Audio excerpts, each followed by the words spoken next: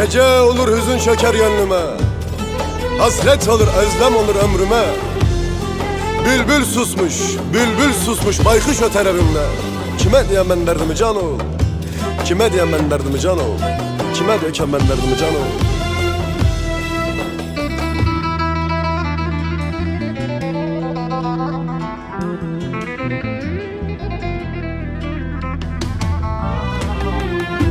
Gece olur hüzün çöker üstüme,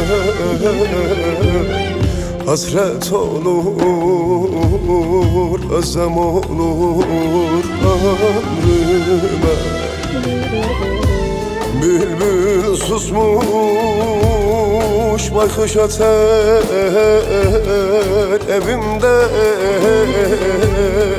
Kime diyem ben derdime can oğul?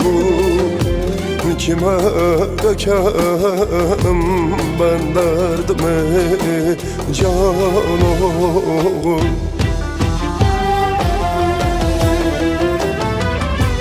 Her akşamın bir sabahı var oğul. Bazen güneş doğar elbet sus oğul. Sen yat cezan bilsin ama duyuyor. Onlara da tetik düşer can oğul. Aslına da tetik düşer duyuyor. Her akşamın bir sabahı var oğul. Bazen güneş doğar elbet duyuyor. Sen ya cezan bilsin ama sus oğul. Onlara da tetik düşer duyuyor. Onlara da tetik düşer can oğul.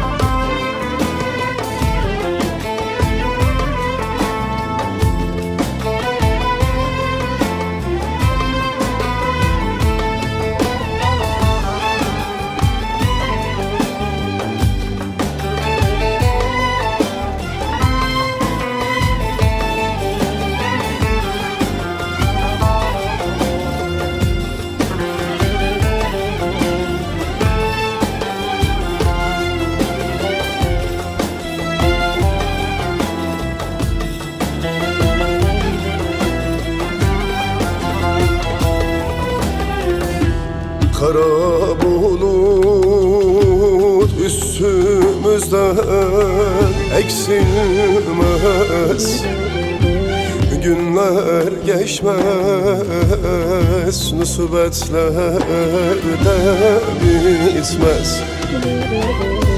Her gün acı keder ile yaşanmaz. Dört duvar içinde kaldın mı?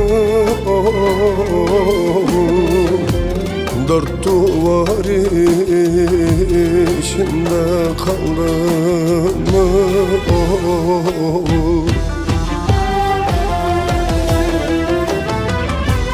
Her akşamın bir sabahı var oğul. Bazen güneş doğar elbet sus oğul. Sen yat cezan bilsin ama duyuyor. Onlara da tetik düşer canım, aslına da tetik düşer duyuyor. Her akşamın bir sabahı var oğlum. Batan güneş doğar elbet duyuyor. Sen ya cezan bizsin ama sus ol. Onlara da tetik düşer duyuyor. Onlara da tetik düşer canım.